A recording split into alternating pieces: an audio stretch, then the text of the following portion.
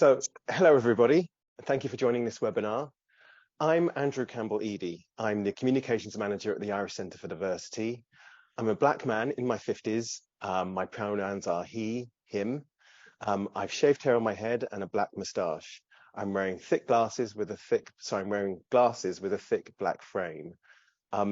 Some few words about the Irish Centre for Diversity before we start, for anyone that's joining us for the first time. Irish Centre for Diversity is a diversity, inclusion and focus company that supports businesses and organizations to become more equitable and diverse. We're the leading organization delivering diversity and inclusion training in Ireland, and we've coached more than 250 companies across many sectors. Supported by IBEC, we have developed the Investors in Diversity, which is Ireland's premier D&I accreditation mark. Investors in Diversity provides a structured framework to transform workplace cultures and practices so that all colleagues can thrive and share a sense of belonging. Very important, and it's kind of the cornerstone of all diversity inclusion work. In addition to this, we offer a full consultancy service to help with any specific diversity inclusion needs. Please contact us through our website, irishcenterfordiversity.ie, or social media to find out how we can help with your diversity inclusion journey. We recently launched the first ever National Diversity and Inclusion Awards, which celebrate Ireland's diversity inclusion excellence across all areas. And this webinar is important because it's important to share insights and learnings and experience so that they can be applied to your organization. And we look forward to your entries in next year's cycle. Today's session focuses on the EY Advancing Race / Ethnicity Equality Award. We'll hear from the award sponsor, the shortlisted finalists, and the award winner. We're joined by Shelley Gibson Parkinson, our ISL interpreter. And the running order for today is that I'll shortly hand over to the award sponsor, and then we'll hear from each of the finalists and the award winner before question and answer time at the end. Some housekeeping before we kick off. The session is being recorded and the recording will be available on the Irish Centre for Diversity website afterwards. Everyone is muted except the panel. And please do share comments in the chat function. We'd love to know who you are and which company you're with. But please do save any questions for the Q&A session. For the Q&A function. Right then, without further ado, I'm very pleased to introduce our host for today's session, Melissa Bosch. Melissa is EY Ireland's Diversity, Equity and Inclusion Country Lead. Over to you, Melissa. Thank you so much, Andrew. Thank you so much for everyone on the call today for being here and taking the time to listen to today's panelists. So I am a mixed race female. I'm in my 40s. My pronouns are she, her. I have long brown hair on my head and I'm wearing a pink and orange dress with bold earrings. Bold earrings are pretty much my signature. As Andrew said, I am the head of DE&I at EY. I hail from Wicklow, but I'm originally from South Africa. I've lived in Ireland for 13 years now, 13 years coming up. That was after a very convincing Irishman persuaded me to marry him. So now I call Ireland home and I identify as Afro-Irish. I am truly passionate about diversity, equity, inclusion, and belonging. And it stems from my ethos. My ethos is seeded in the African philosophy of Ubuntu. And Ubuntu talks about the universal bond of sharing that connects all humanity. I am because you are. Social inclusion, that's my why. That's my purpose. So absolutely thrilled to be here. Absolutely thrilled to be able to hear from our panelists today. So at EY, just a little bit about what we do when it comes to diversity, equity, and inclusion. It's really woven into who we are and core to how we work. As a firm, we hold a collective commitment to foster that environment, an environment where differences are valued, where practices are equitable, where everyone can experience that sense of belonging, where people are inspired to team and to lead inclusively in their interactions every single day. That's what we strive for. Our focus on diversity, equity, and inclusion, it's integral to how we develop our people, how we serve our clients, and how we play a leadership role in our community. So it's not just about EY, the firm, but it's the ripple effect we can have in broader society. So how we go about doing that is we do it through our strategy. And our strategy is really established on 3 key pillars: belonging, and that's really looking at how we engage everyone in building that inclusive culture. The second pillar is really around representation, so that differential focus on our people. How do we enhance the employee experience, create a more inclusive employee experience from pre-boarding all the way through to retirement and alumni? And then the third pillar, the one that I'm probably most passionate about, because essentially my title should be Chief Disruptor, is being a leading disruptive voice on D&I. Taking the strength of our brand and actually helping broader society and our people disrupt thinking around what diversity, equity, and inclusion really is, so that we can strive for belonging. So diversity, look, it's about differences. It's about seen differences and unseen differences. It's valuing that each of us is different, and we as individuals need to respect those differences. So we strive to ensure that it's woven through our culture. So we know that we're leveraging those unique differences to achieve better results, because it's not only the right thing to do, it makes commercial sense for organizations to unlock the potential of individuals. We are cultivating an environment in which our people are valued, feel valued, are able to bring their whole selves to work. And it allows them to fully engage and realize their unique potential and flourish, really thrive. So it's really based on these principles of fulfilling potential, of being able to flourish, that we developed the Refugee Access Program, and that's where the program is really grounded. So Kira, if you don't mind, I think the video tells it best.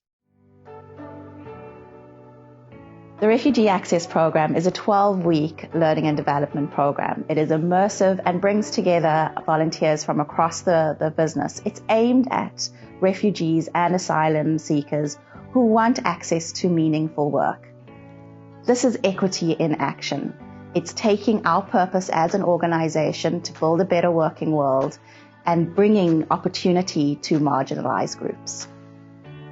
For me, the purpose of the program was to find people like me who were ambitious and who wanted to make a difference and got involved in a business like EY. So within the program, the participants have completed a thought leadership assessment as well as weekly workshops, and together they've achieved 50 EY badges, which is something that is just so impressive.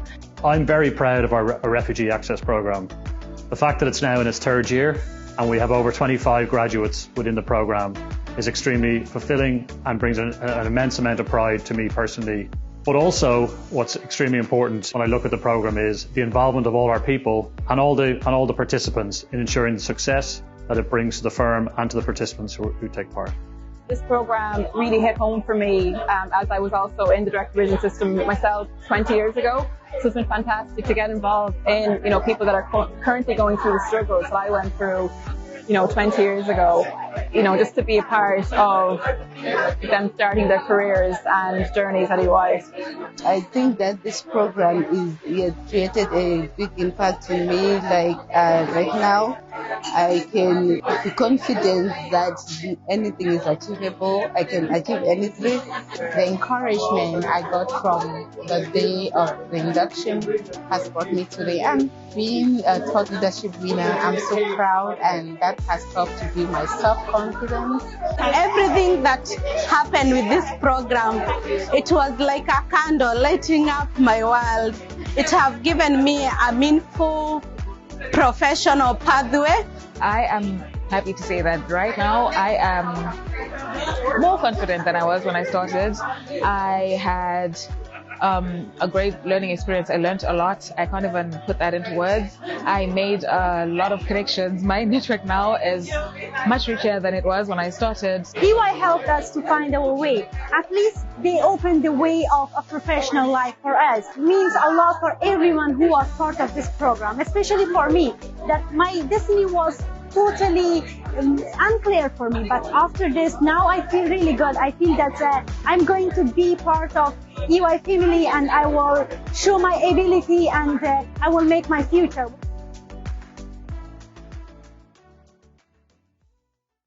The video, it really talks to the impact of the program. So the program itself is a 12-week program.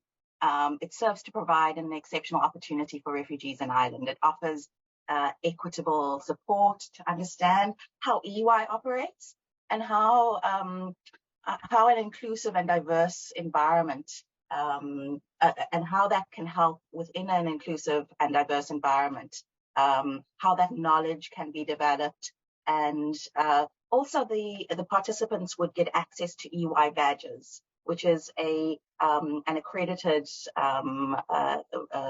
badge. So it's portable, universal. Last year we had 50 badges completed, and that was absolutely fantastic. So after the successful completion of the 12-week program, participants would then progress onto the summer internship program with a paid experience, hands-on training, real-world application of the learnings from the RAP experience. So RAP, the Refugee Access Program, is strongly aligned to our purposeful growth strategy, where we actually direct how we grow in a way that reflects our society, and it enhances societal value. So the program itself, it aims to offer an immersive mentoring and upskilling, break down barriers of access to opportunity in meaningful employment. It enables participants to find and sustain meaningful work in EY or in the broader marketplace. It provides a really inclusive, psychologically safe environment to unlock potential and harness the experience and capability of this untapped marginalized group. It also has the added benefit of empowering our EY colleagues to use their skills and expertise, but also build their cross-cultural experience, build their cultural intelligence. So, I mean, this is one of the fireworks within EY. One of the things that I'm quite proud of.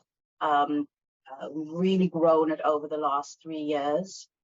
We had 10 applicants in 2020, 20 odd in 2021, and this year we had 120 applications.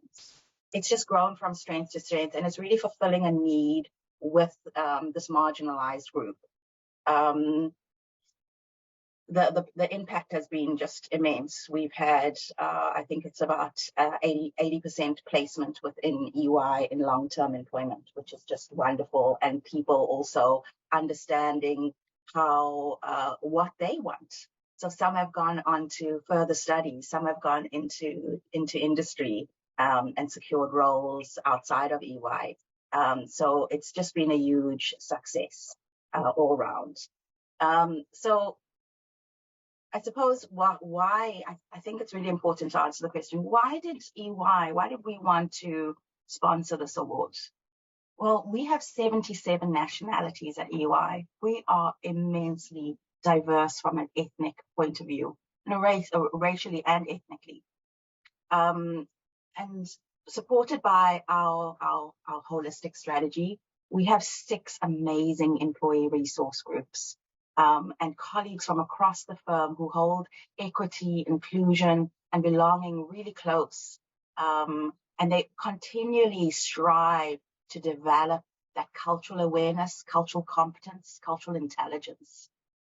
And I posted this on LinkedIn. Progress, it doesn't just happen. It requires intentional equity, inclusion, and belonging interventions. We need to be really specific and purposeful in what we put in place to serve marginalized communities, to really make them feel like there is a place for you. So I'm really heartened to be part of this discussion today. We're not, EY is not part of the judging process. So I'm really excited to hear from the panel today. Let's learn from each other. Let's use the power of the collective for greater impact in our organizations and in society. Without further ado, as Andrew said, without further ado, I'd love to introduce our first finalist. Do we have Stephen on the line from Accenture yet?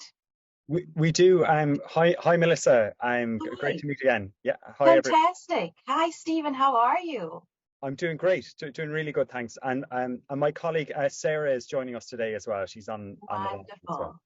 Wonderful. The judges were so impressed. They were so impressed by the ambition demonstrated by the Black Representation in Marketing initiative. It really elevates and amplifies Black marketers. So it's just, I'm so excited to hear more about what you've been doing. So please give your title and feel free to share your role and then highlights of the award entry and other work within your organization. Over to you. Of course. Thanks so much, Melissa. So I'm delighted to be participating in today's webinar. My name is Steve Labani. I'm Design Director at the Dock, and I'm also a white, bald man and a proud Limerick person. And I'll now hand over to Sarah to introduce herself. Hello, my name is Sarah Lonergan and I'm a 28-year-old female. I'm white and I have brown wavy hair and blue eyes, and I'm an innovation consultant here at Accenture, and I have a background in product design, user experience design and design thinking. I might hand us over to Steve to kick us off, and then I'll jump in later on. Yeah. Great, thanks Sarah. So by way of introduction, I'll share a couple of statistics. So 33% of Black marketing professionals are likely to leave the industry due to lack of inclusion and/or discrimination they've experienced. And Black professionals are dramatically underrepresented in marketing roles. They account for only 3% across industry, and the trend becomes more evident at senior levels, where only 1% of C-suite leaders are Black in the UK currently. So today, Sarah and I are excited to speak about BRIM. It's an initiative spearheaded by Accenture and Meta to accelerate representation of Black marketing professionals globally. And there are 3 key things we'd like to share with you. Firstly, it's how we built a strong partnership with Meta and other leading brands to address this challenge. Secondly, the key outcomes from the project. And third, our experience of entering the National Inclusion and Diversity Awards. So this is an issue that requires immediate collective action, and Accenture partnered with Meta and 15 cross-industry leaders, including Shell, Publicis, and Pepsi, on Black representation in marketing to spark action and drive meaningful change in this area. Accenture brought innovation, experimentation, and experience expertise to reinvigorate the BRIM initiative, to also reimagine the strategy, expand the reach, and crucially to drive adoption across the UK. So through a series of interviews and working sessions, we work closely with our partners to shape a community of action. And being candid, this project represented a huge learning curve for our team. It challenged preconceptions around how to show up authentically, to create a culture of psychological safety, and to move clients beyond good intentions towards measurable outcomes and accountability. And for example, we needed to initially reshape a team that was entirely white, was lacking experience in this space. And so we needed to step back, look at how we could have most impact. And we found that to be a hugely valuable exercise. I'll now hand over to Sarah, who will talk more about how our initial research identified key challenge with adoption of the framework, and how we identified 2 key projects to address this and to incite companies to take action. Great, thank you, Steve. So as Steve mentioned, we had 2 kind of key initiatives that we undertook. So firstly, to increase external engagement and to inspire action, we conducted analysis of BRIM's content, website and their framework. And this led to the creation of some tangible tools, actions and resources, which really defined key entry points and clear success metrics. And why we wanted to start here was as one challenge that we kept hearing again and again was that there was no clear entry point as to where to start with the BRIM materials. So we wanted to eliminate that as a blocker, and also a potential reason as to why organisations may not have already started on their BRIM journey. As a result of our work, there was a direct uplift in brand engagement and the creation of a growing number of impact stories. And we found that these impact stories really help other organisations to kickstart their BRIM journey, as they can learn from other people's learnings. The second piece was to shape progression pathways for Black marketeers. So we partnered with Black and Brilliant to develop a triangular sponsorship model for mid-level Black marketers. And the impact was launching a free cross-industry pilot sponsorship program for businesses to enroll their mid-level Black employees and senior sponsors. So this was a multi-company pilot program, and it commenced in October 2022. So I'd love to kind of spend a bit of time chatting through a few of the outcomes that we have achieved. So firstly, this 6-month sponsorship program, which launched in October of 2022, is still ongoing. And in this pilot program, there are 76 people who have registered, and we'll be looking to measure success over key touch points throughout this sponsorship program. And we're looking to measure through a survey, career progression, how likely are you to progress in your career, as well as some hard and soft skills, such as a growing network, which is really key in the industry of marketing and advertising. The second outcome that I'd like to chat through is the Changemaker Awards. So this was launched to really recognise Black leaders and also emerging leaders. So there was 112 entrants, and of this we had 25 winners, and they were cross-functional. So they weren't just visible people in front of the camera, but the whole team that it takes to get a marketing or advertising campaign off the ground. And finally, in November of 2022, there was the first in-person BRIM Connect. So with that, there was over 100 attendees, and it was great to see some familiar faces who were already part of the BRIM community, but also a lot of new faces. So it was great to welcome them to the BRIM community with open arms and further spread our message. So this pilot program, as I mentioned, is currently being piloted in the UK, but the future of BRIM is to really elevate and amplify Black marketers all around the globe. So just from an amplification perspective, this project has gained attention beyond the BRIM community. So it was really fantastic to have been shortlisted in the NDI Awards. So as I mentioned, BRIM is currently being piloted in the UK, but all of these resources that we have developed are free and available for anyone to download, and they're free for anyone to download anywhere in the world. So the NDI Awards were a great platform and stage to give BRIM the exposure it deserves and to raise awareness in Ireland that some of these assets do exist. So I'd like to thank everyone from the Irish Centre for Diversity for hosting the NDI Awards and also this webinar, and for showcasing all the amazing work that has been done in the area of inclusion and diversity. And on behalf of myself and Steve, I want to really extend our many thanks. Oh, absolutely. That's absolutely fantastic. It was just wonderful listening to you and the impact that you've made inside your organization and outside. It's really bringing to life why diversity, equity, and inclusion is so important, and how we can use the strength of our organizations to make a difference. So massive congratulations on this initiative. Really well done. Really wonderful to hear about. So so we've got next up, I believe we've got who do we have next there, Andrew? Sorry, on our panel. I just unmute myself. So we have Isabella. Okay, we have Circle Isabella. K. That's correct. Sorry, yes. Isabella.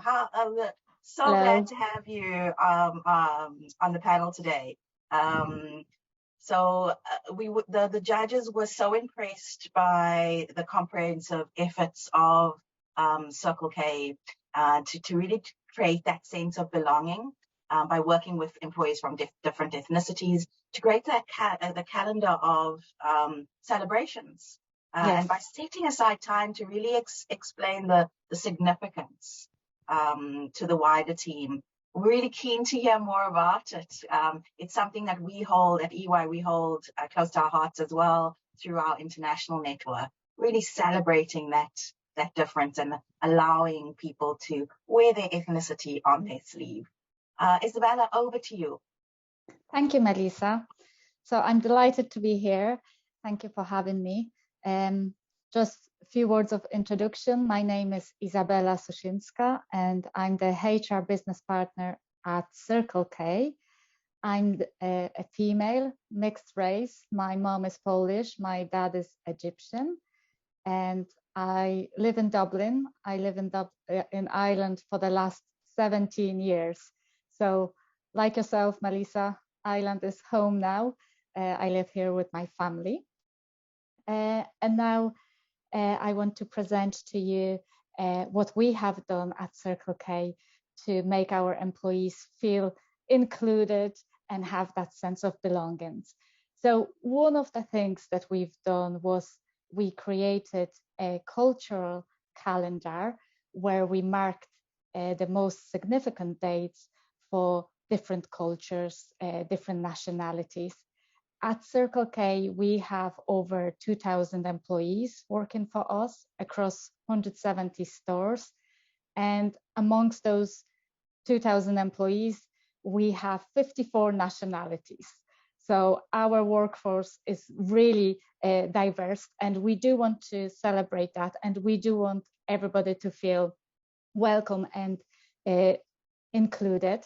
And that cultural calendar that we created was really to help our store managers to engage with their teams, to maybe manage their work schedules better, to give the opportunity to start those discussions amongst the colleagues, how they celebrate different days, how they celebrate New Year or Christmas, or do they celebrate Halloween.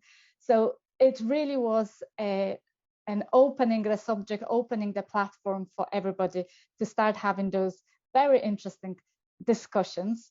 And the feedback from the employees and from the store managers was just fantastic. They really loved the idea. They loved the planner that we have created for them, the cultural calendar, and it was really widely used across the business. And in addition to that, we also created a number of interviews with our employees from different ethnic groups to find out more about what are those significant dates. And we shared those interviews in our internal platform that we have to allow all employees to understand better different cultures. And I think the fact that those articles were created with our own employees, it really made it more relevant. We didn't just want to copy a text from Wikipedia or Google search. We really wanted our employees to be involved, and like that, they were really happy to participate. And they shared with us their personal stories, personal pictures from how they celebrate different occasions back at home, but also here in Ireland. So it was very warm, and it was welcomed by everybody. And as I said in our submission as well, I think the most important thing in embracing the diversity and inclusion is to create that culture within our business to allow everybody to have their voice, also for everybody to be curious amongst each other, to try to find out different things about one another, because that's what makes our workplace so interesting and so beautiful, to have that level of diversity. So like I said, it made a huge difference. Maybe having that cultural calendar and the articles, it wasn't a huge investment or a huge thing, but starting from a little things, we just showed that we are interested in you. We are interested in your background. We want you to be able to take a day off on the day that matters to you. And having those dates pinned down on the calendar, it did help our managers to manage their teams with a level of respect, and also be able to accommodate them when they need the most. So thank you very much for giving me the opportunity to share our initiative, one of the initiatives, I would say, and we were delighted to be shortlisted for that. So thank you very much. That is just so wonderful to hear from you, Isabella. It was, people think it's about the big things. It's about the big projects and the massive projects that are going to create that exceptional experience. But actually, it's just pausing and going, I see you. I see you. Yes. I see who you are, and I value who you are. I think that is just such a beautiful thing. You can't underestimate how people want to share pieces of themselves. I was introduced in a call yesterday. I was introduced to, you may have celebrated this, Isabella, Fat Thursday. Do you know? Yes. In Poland. Yeah. Yes, of course. Yeah. We eat donuts. You eat donuts. Yes, and I know. In Ireland, there's Tuesday, Pancake Tuesday, but in Poland we celebrate Fat Thursday. So yes. It's fabulous, because that was the glee on my colleague's face, just telling us what this is, what that meant to him, and that his manager brought donuts in that day. Yes, that's wonderful. That's seeing someone. Yeah, absolutely. We need to have that holiday here. We need to have that holiday here, I think. I feel like I'm permanently on that holiday. Oh, but I think it's fabulous, just learning about different cultures and what meaning is to them. You know, what these various traditions mean to them. Amazing, yes. Amazing. Thank you so much for sharing that, and keep doing the good work. Thank you. So, thank you for the opportunity. No problem. We're ahead of schedule, so we could go straight to Kate if you like. So okay, fantastic. So I was delighted to hand over this award to Bank of Ireland. So we have Kate Butler with us today. The award winners are for the category EY Advancing Race and Race, Ethnicity, Equality. And the judges, they were so impressed. They were so impressed with the holistic approach to fundamentally changing and improving the organization's practices, policy, and the perception across every level of the organization.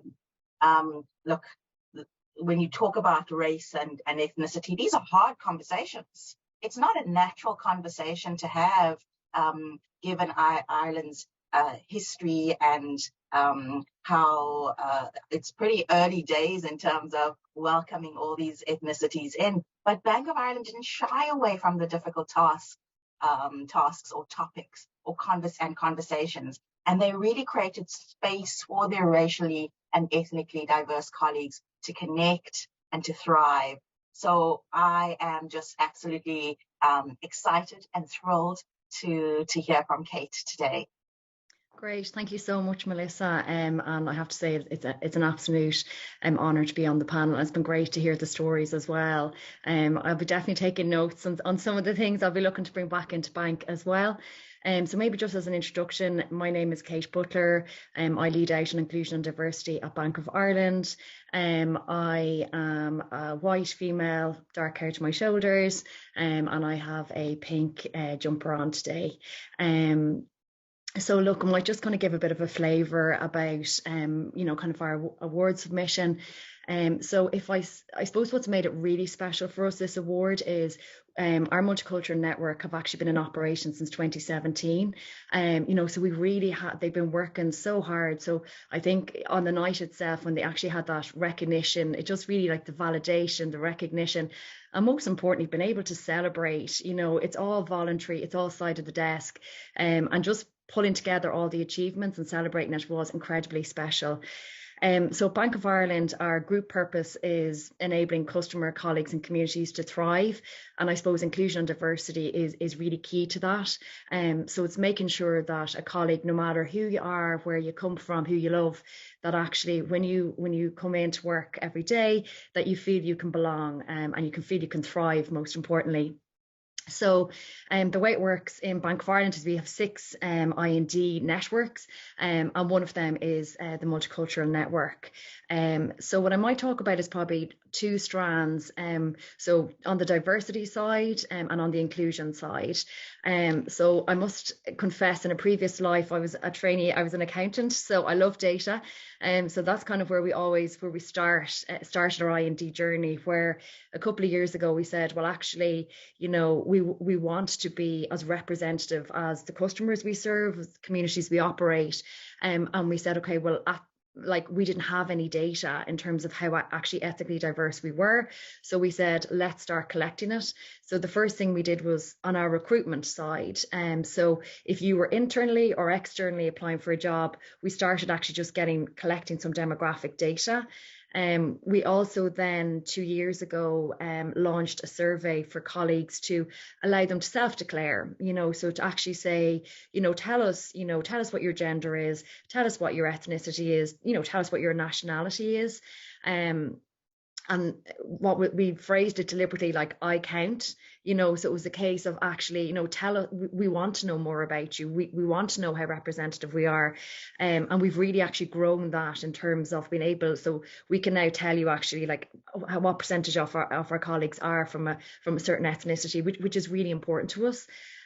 So that's, I would say, kind of, you know, on the diversity side, in terms of representation.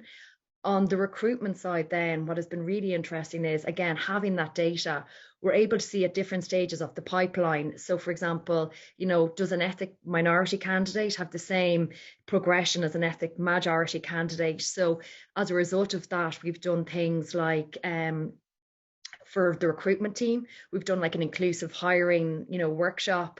We're now going to launch an inclusive hiring kind of training for our hiring managers. So just making sure that we're actually helping our colleagues to make really good decisions that will result in really good outcomes and get that diversity, you know, where we want to be. So that's kind of where we are on the diversity, is looking at where we're hiring, looking at our existing representation, and continually trying to kind of benchmark and make sure that we are as representative as we want to be. On the inclusion side then, for the last couple of years, through our annual open view, like our colleague engagement survey, we actually have that demographic screen. So we're able to see actually, if I'm an ethnic minority colleague, like, do I have the same experience as somebody from an ethnic majority?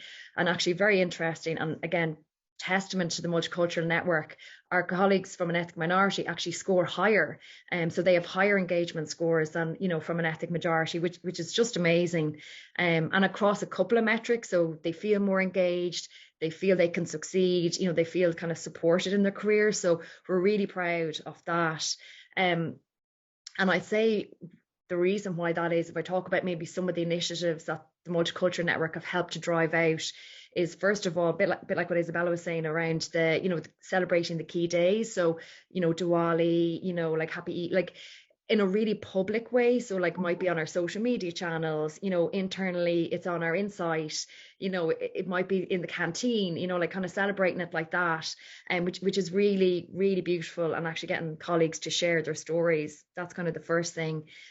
I think as well, the second thing is the power of the Multicultural Network for me has been actually as well, like, you know, sometimes addressing things like blind spots that, you know, I wouldn't even be aware of. So say, for example, during the pandemic, we're all on a Zoom call, you know, somebody, you know, from an ethnic minority might have a name that, you know, people mightn't recognize. And then they were saying that they were actually starting to experience where people mightn't address them, or they might exclude them, or they weren't having an opportunity to partake in, you know, in an actual kind of conversation. So they introduced a campaign called Just Ask Me. So they encourage colleagues at the bottom of their email signature to include the phonetic spelling of their name, you know, so that actually, like, just something simple, like we all know, like I have 3 children, and having named 3 children, I know how the importance of picking their names. So, you know, a respect thing, an inclusion thing. So I think something like that has been really powerful, and again, starts a conversation. So that was one of the initiatives. The second one as well, through the engagement score, even though our ethnic minority colleagues, you know, felt more engaged, we noticed actually our Black colleagues, actually, they didn't have as good engagement scores. And obviously we know kind of all the research in terms of, you know, like, you know, kind of the experience of Black women in the workplace. So last year, one of our colleagues took the lead on so we have a My Story platform. So more in the gender space, where kind of, you know, women and men would share their stories about gender balance. But actually we did a My Story Women of Color series. So, you know, over the year, we actually created a platform for women of color, also as well, like education, as in, here are kind of the barriers that they face, here's how you can be an ally, you know, here's you know, here's how you can support them. So that was a huge success last year, and again, that's something that we will look to, you know, kind of continue on. And then the last piece, sorry, I could talk all day about this, but I'm conscious around the clock. The last piece as well that we did was one of our colleagues from the Multicultural Network, and they had seen elsewhere it's called an ethnic minority fellowship program, where effectively, you know, how we could actually support colleagues or potential colleagues who were going to join, maybe in their educational endeavors, like towards coming, you know, last year in college, and then come in and join us. So again, a really great way to, you know, grow our pipeline, you know, show our kind of visible support. So again, that's something actually that we're kind of looking to roll out. So really powerful in terms of what the network has delivered. And I suppose from us at Bank of Ireland, that's what we want to create. We want to create the culture, that secure, safe culture, that, you know, people feel that, okay, actually I've spotted we're not as inclusive as we could be here. Like, they have a mechanism, they can come to me, they can come to the, you know, group exec champion and say, let's go and do something really cool. I loved, Melissa, your disruptor, you know, like idea, like that's really the type of culture that we're trying to create, that everybody feels that they can, you know, they can make us as progressive, as inclusive and as diverse as we want to be. So massive thank you to Irish Centre for Diversity for all their support. It was an absolutely beautiful evening, and we're really proud to be winners, and congratulations as well to all the other shortlisted nominations. Thanks, Melissa. Amazing. I've got so many comments running through my head at the moment. I'm just so impressed with the breadth of what you do, but also where I really connect in with what you say is how people in your organization need to be enabled and empowered in a psychologically safe space, because that's going to take us to a place of innovation when it comes to diversity, equity, and inclusion. I am a diversity and equity and inclusion lead, but I don't know everything. Yeah. I don't know Same here. everything. I have to lean into those communities. I have to create spaces and pathways to actually come to me and tell me what you're experiencing, and feel safe to know that we can make this happen together. So it's so heartening to hear that happening within Bank of Ireland, but across the other panels as well, the shortlisted. That is just fantastic work that's being done. Very, very powerful. Thank you so much for sharing.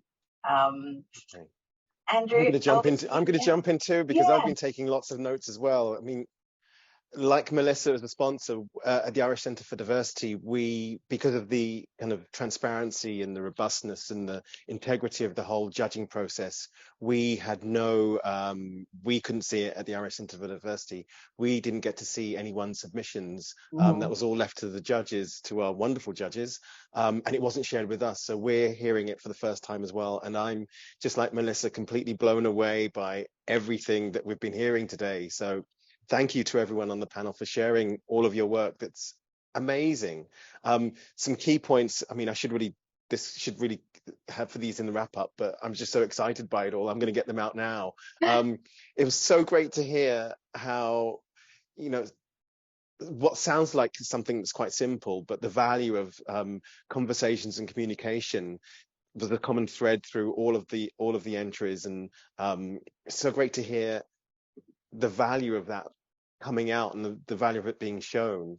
Like, also something that stood out for me was the focus on belonging, and the whole safety that brings, and the listening and the sharing that leads to.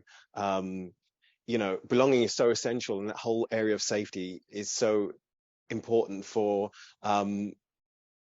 helping with when you're asking people, your team members, to share what could be sensitive data. And Kate, you talked about how important data is.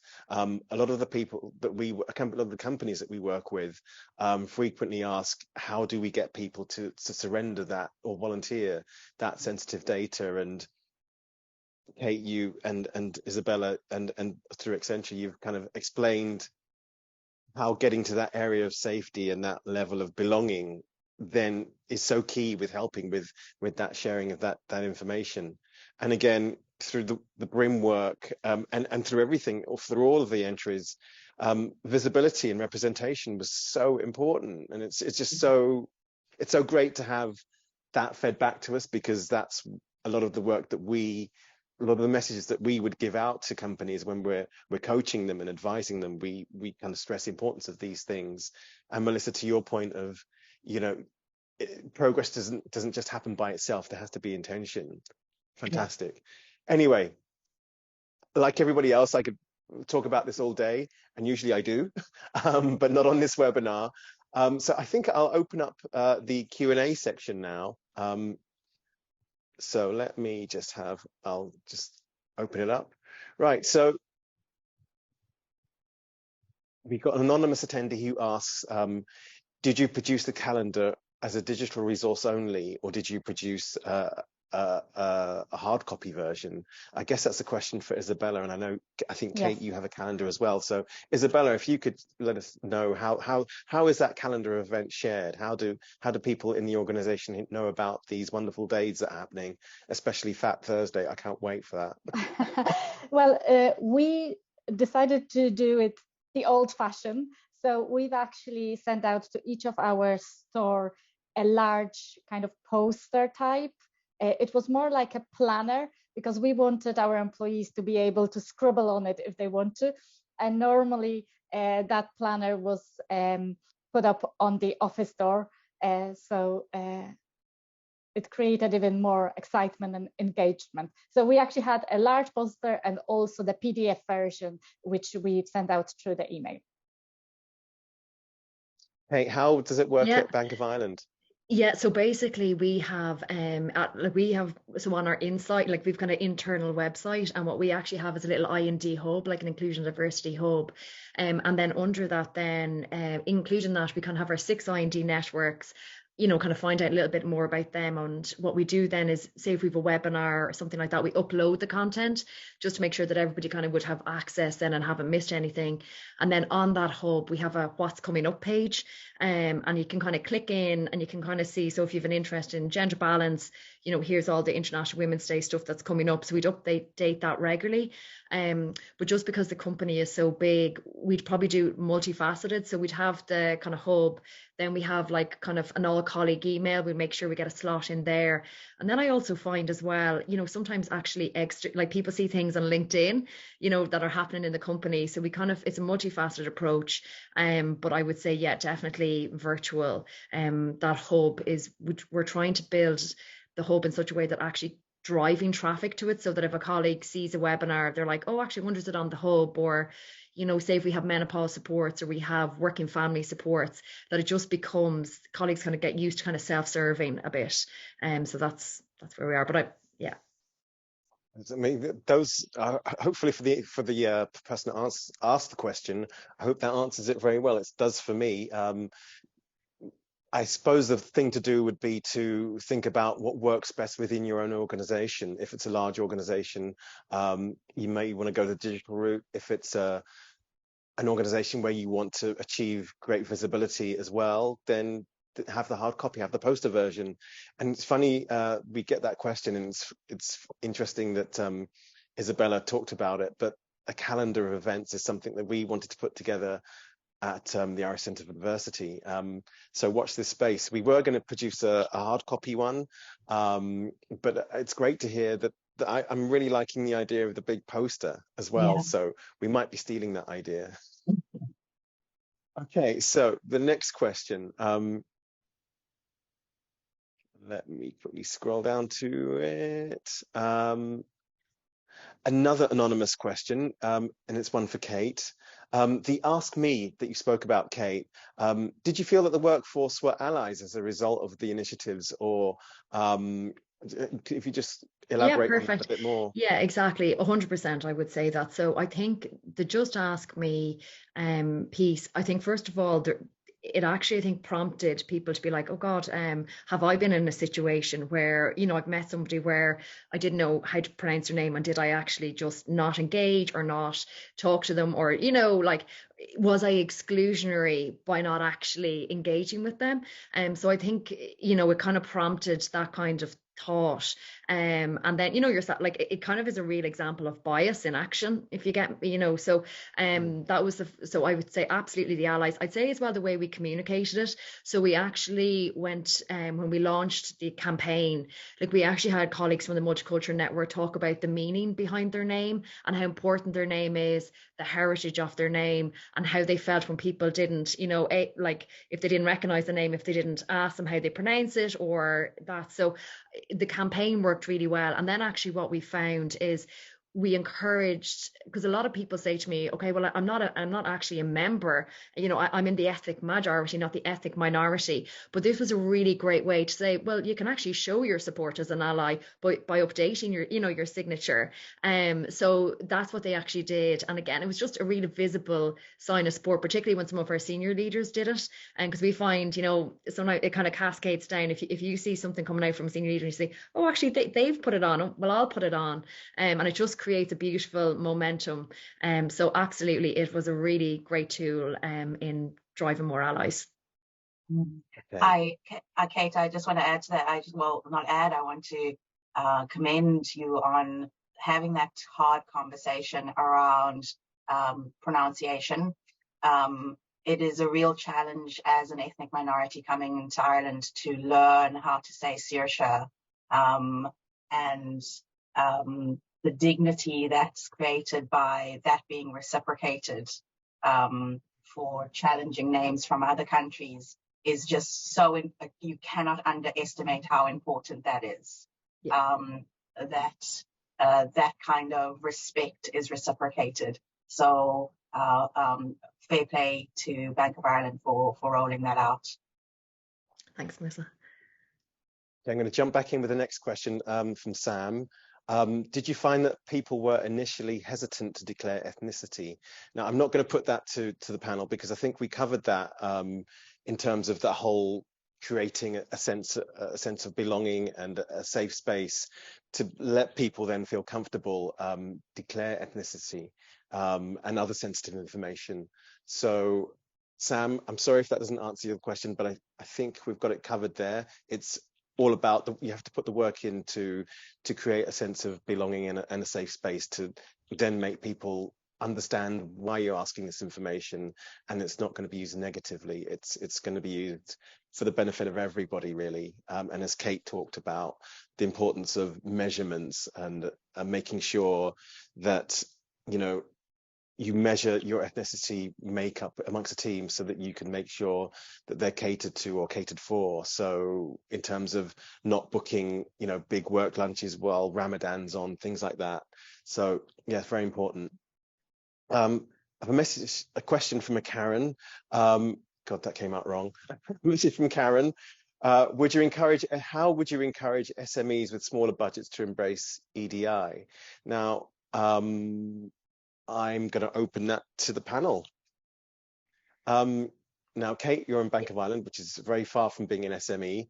And Melissa, you're part of EY. Maybe you work with SMEs, I don't know. So, but in your D&I work, does anybody want to tackle that? Isabella? Yeah, like I kind of think, like, first of all, I think it's, you know, everybody starts somewhere, you know, that way. So like even when we started 5 years ago, it's like if I was starting off, I would more say governance, you know, like how you are actually structured, like to set up, you know, your employee resource networks. You actually don't need, technically, you don't really need any budget, you know, that way, like maybe a small discretionary budget. So I would say, like, even if you kind of said, okay, well, what are the 3 areas I want to focus on? It might be something like gender and ethnicity, and actually say, right, we're going to get those 2 networks set up. We're going to get committees there. You know, we're going to maybe get that senior leader support. So that could be nearly step 1.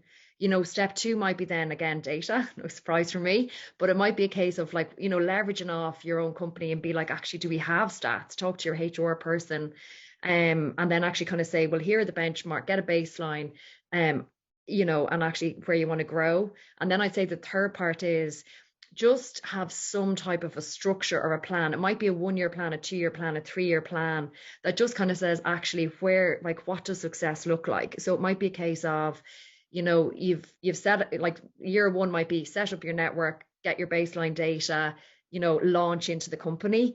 And then maybe year 2 might be, well, what external partnerships would I do, you know, kind of on that journey. But that would be my advice. I think you can actually start small with a low budget, but it's actually just where do you want to get to and what does progress look like, and having that measurement. And also as well, I'd say any of the stuff with I&D is not competitive. So like there's some really good websites, Investors in Diversity, 30% Club, you know, that they all have like toolkits or stuff that you can rob, if that's the right word. Do you know, the way, like, to get you on the journey, I think. Yeah, I agree with what Karen's saying, and a simple approach that I would take was to assess. So step 1 is assess what is the state of the nation, and then you go into design. So what can we design that's really going to make an impact to our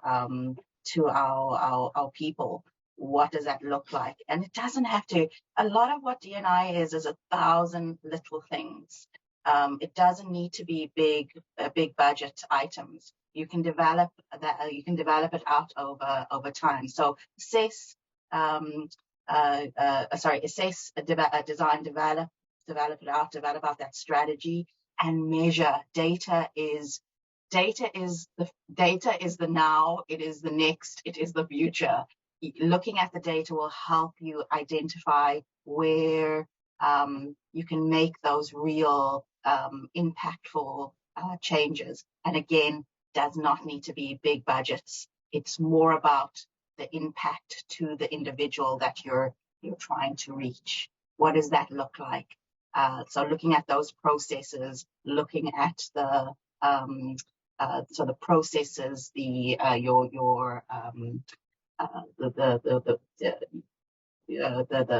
guidance that you have within the organization, what can be tested so that you're looking at it through a lens of diversity. How is it impacting different people? And that requires time, but not necessarily money. We've got time for a couple more questions, and I can see two that are quite linked. So another one from an anonymous attendee is, we have set up a diversity inclusion group in my workplace. We're having difficulty getting buy-in from senior execs. What steps would you suggest to address this? Now that's very similar to another question that I've seen come in. Can't find it at the moment, but it was a question about getting buy-in from the senior team about inclusive management, I guess, inclusive leadership. Isabella, do you want to cover that off? Would you be happy talking about that, or yes, can we hear from Accenture? Yeah, I can take that the question on. Well, from my experience, I can say that the most important thing is how do we present something. So presenting the data is the key, and there is so much research done and so much statistics that show that actually having that diverse workforce is so beneficial to the business. There's more creativity, more productivity. So I think this would be a good starting point to actually, before going and asking for any investment, do your own research and present this in a way that will show that this will 100% not just improve the business productivity, but also will increase the morale. And what comes with that is, happier workforce, better business. So do the research, present it in a nice way, and I'm sure there will be buy-in from the leaders. I'm going to jump back in there. Isabella, you've raised a very good point, that there is mountains of research out there that talks about the business case for diversity inclusion and embracing it, and all the benefits that it brings, not just to the marginalized or the underrepresented, but to everybody, to the entire business. So Isabella's absolutely right. Do the research, speak to us. There's mountains of research out there that talk, I think McKinsey and Hayes and a few other people have done some very kind of keystone reports about the value of D&I and how it can help everybody. So, and of course, there's our inclusive leadership training, which is key to our Investors in Diversity framework. Moving on then, I can... Sorry, I would just maybe add in one more thing that can be done is maybe do an anonymous survey that can be sent out to the employees and ask them some questions, and then you can also present that to the leaders. Surveys are always a good tool as well to gather data. So yeah, absolutely, listening to the team. As Melissa said, her approach of checking the state of the nation, I always kind of I picture this as stop, look, and listen. And the key point is look at what you're doing and listening to the needs of your team and looking at what you can be doing to support them. What time for one more question? And it's a big one. Thank you very much, Adriana. Okay, so in large organizations, there is a visible support from senior leadership and real passion from grassroots networks. There is a gap called the frozen middle, where middle managers are struggling with pressure from both sides to deliver business results and to serve customer and to support employees with their DEI journeys and activities and time away from their contracted roles. Question: do you experience a frozen middle, and how can we support our managers so they don't feel conflicted? I guess that's asking, it's acknowledging that for a lot of companies and for a lot of people, their D&I work is done as an adjunct to their 9 to 5, to their day job, if you like. And the second question is, how do you track the success of your ERGs regarding engagement and time spent on D&I? So again, that's a question about measurement. So to the first question, how do you support managers to do their 9 to 5 in addition to their D&I work, if you like? And I'll throw that open. First come, first served. Accenture. I think that Accenture may have left us because I know they had to leave for another call. So Melissa, Kate, Isabella? Yeah, look, I'll take it there.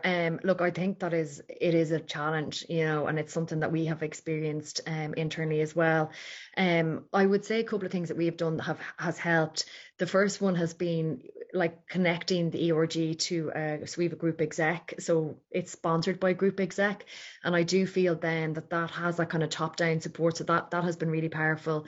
The second thing that we did last year was every single colleague in the company had a performance achievement goal on inclusion and diversity. So it just meant that every time they were sitting down for review, it was like, well, what are you doing to make Bank of Ireland a more inclusive and diverse place to work? So it's that collective action. It's not a case, well, because I think that was what the challenge was, that if you were in an I&D network, that A, their work might not have been necessarily recognized, and B, also it mightn't even have been encouraged, that way, where it was like, God, are you going to another committee meeting, or so I think definitely embedding it as a performance achievement target, I think has actually been really powerful.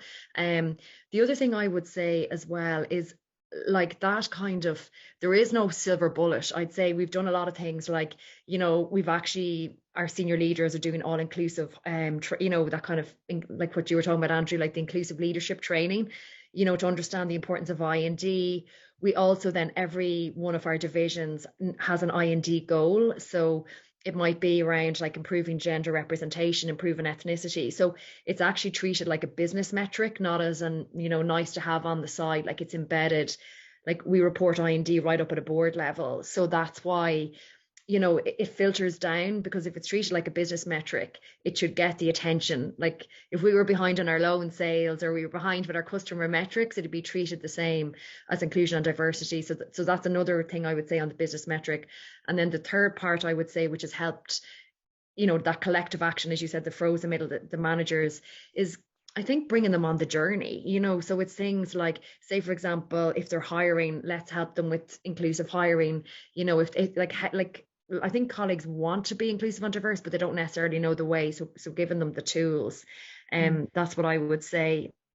And then just on the second part of the question, how we track the success of the ERGs, again, through that, it's linked back to the kind of performance achievement, I would say. And also we try and, again, give them the platforms, like, say, winning awards, those types of things that actually make sure that they're really celebrated, I think.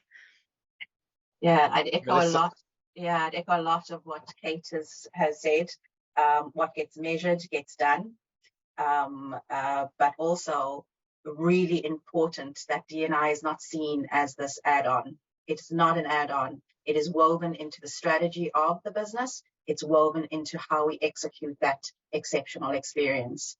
And it's about refocusing that manager, that frozen middle, that strained middle that's trying to link to strategy and run things in the day-to-day. It's trying to help them see the value in creating a high-performing team that is diverse and inclusive, and that's executed through equitable practice. So there's people that will be drinking the Kool-Aid, the D&I Kool-Aid, and we need to highlight those individuals as role models. So storytell what they're doing and how they're doing it so well, recognize and reward them for that. And then for those that aren't going to drink, everyone's not going to drink the Kool-Aid. It's just not going to happen. Incentivize them through, this is your target, this is what you need to reach. If you don't do that, please explain why, and let's work together to get you to that place. But it's integrated, and it doesn't completely fall on the middle manager's shoulders. It's all the processes within the organization that support an inclusive environment, that really helps the middle manager do things that are in line with the organization's culture.